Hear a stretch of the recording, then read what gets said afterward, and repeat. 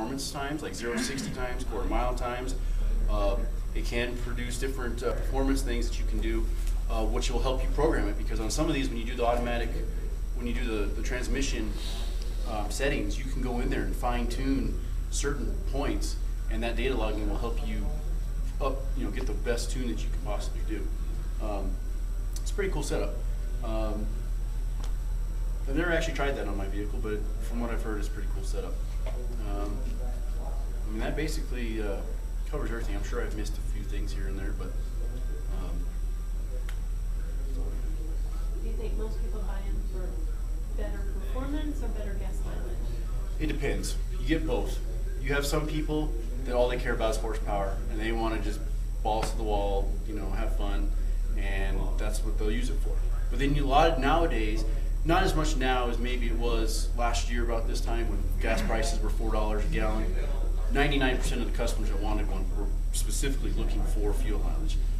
And in the fuel mileage, it's one of those things. There's definitely potential there. You can definitely see miles per gallon.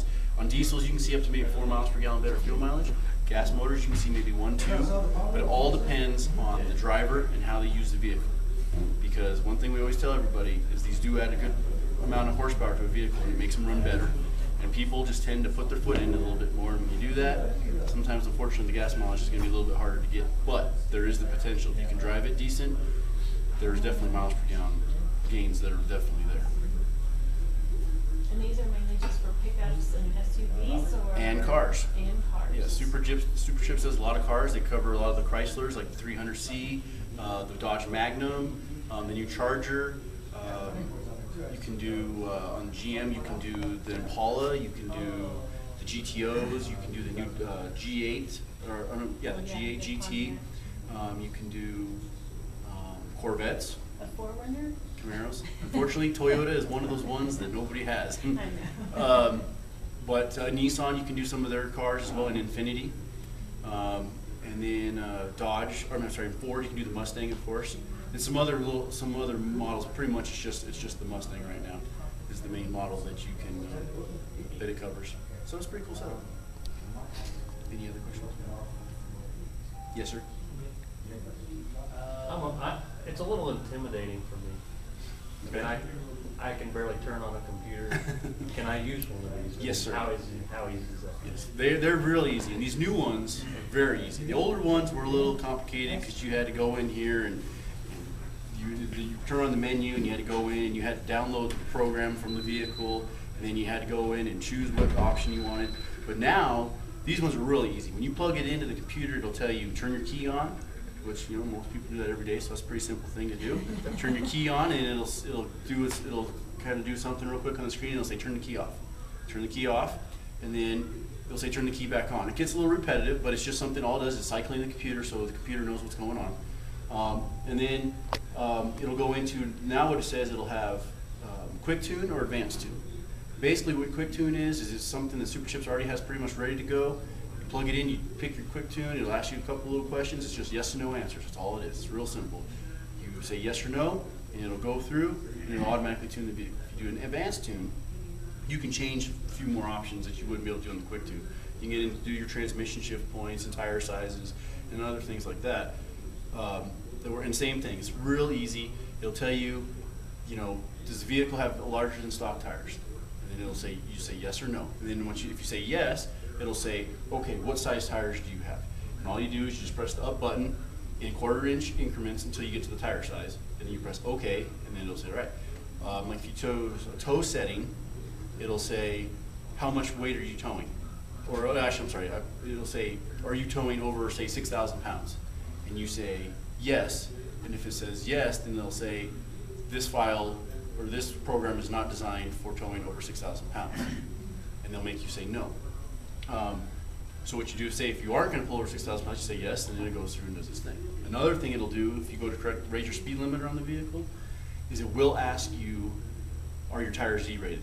Because usually most vehicles, they have a stock speed limit around 95 to 100 miles an hour. And that's about all stock tires can usually handle. And if you start raising the speed limiter, you start getting up over 100 miles an hour to 120. Some vehicles you can get up on the trucks. Usually the highest it'll go is about 140 miles an hour, which I don't know why anybody want to take a full-size truck 140 miles an hour, but it will technically go that fast. And no truck tires are rated at 140 miles an hour. So, people will do it anyway just because they can, but it will ask you that, and if you say no, that you're tired, they won't let you raise the speed limit, and that's basically how it works. So, but yeah, that's pretty straightforward. These things they've come a long way. They are so much easier than they used to be. It's great. I mean, most vehicles, it depends on, some vehicles are different. Dodges take a little bit longer. The Nissans can take a little bit of time, but GMs, some of the Fords, I mean, they're quick. I mean, you can, like in my truck, it takes literally about 5 minutes from start to finish to program my truck.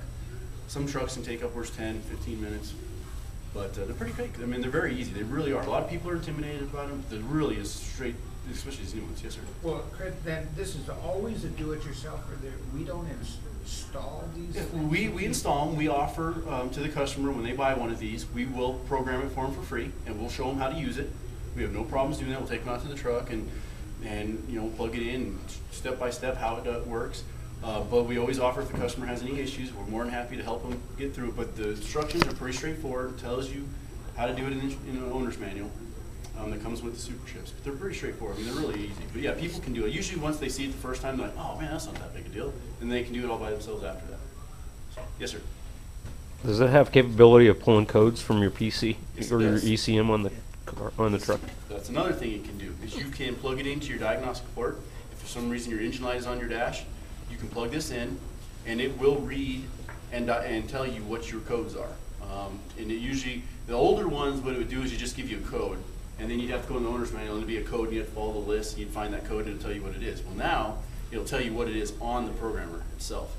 Now, still, once you do that, you probably, if you're really interested in what that code is and what needs to be done, you'll have to probably call Ford, Chevy, Dodge, let them know you have that code, and they can tell you what needs to be done if it's in a serious problem. But yes, it will read and diagnose your engine lights or codes. Can it clear DTC codes Yes, it also? can. It can also clear them. Now, if it's a serious one, that can come back on. I mean, you can clear it as many times as you want, but it might not always stay cleared. Simple ones, usually it'll clear them, it'll stay gone, it's not a problem. Sometimes vehicles will just have, if maybe the weather was it was hot or something, maybe the oxygen sensor just read something a little different, it'll set us a code and you can clear that and it'll never come back again. But yes, it can clear codes. And so going back to the programming, like once you program it, say on performance, if that's what you're interested in, it's just set. Once you do it, you're done. Well, and then if you want to switch, maybe now I'm going to go tow a boat, then you program it for that. Yeah, you can change the program as many times as you want. I mean, you set the first time, and then change it to what if you do, like you said, if you want to go, say during the week you just want to drive down the road, you want to on the mileage tune, you want to get better fuel mileage, okay, that's fine. Well, if you're going to go to the lake and you're going to pull your fifth wheel, your boat or something, well, usually you can't tow on the mileage tune. So yes, you can put it on the tow performance, hit the road, and you're good to go.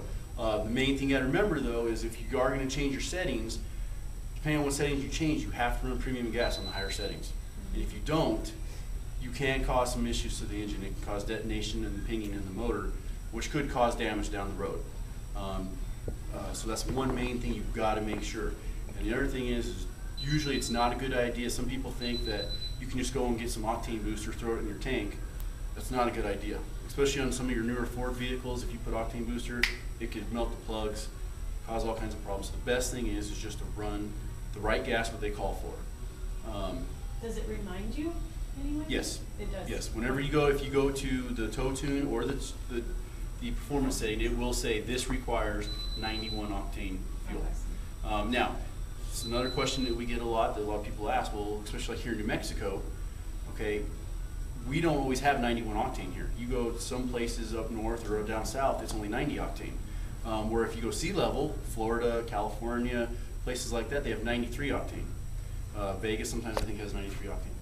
And basically what it is, the octane is based on the altitude, if I remember, if I correctly. So you just run the highest octane that you can find wherever you're at. So if 90 octane is the highest you see, run 90 octane. That's going to be, the highest octane that you can run, and it'll be equal to 93 at sea level, or 91 in Texas, or wherever you are. Whatever highest octane you can run, that's the octane you want to run.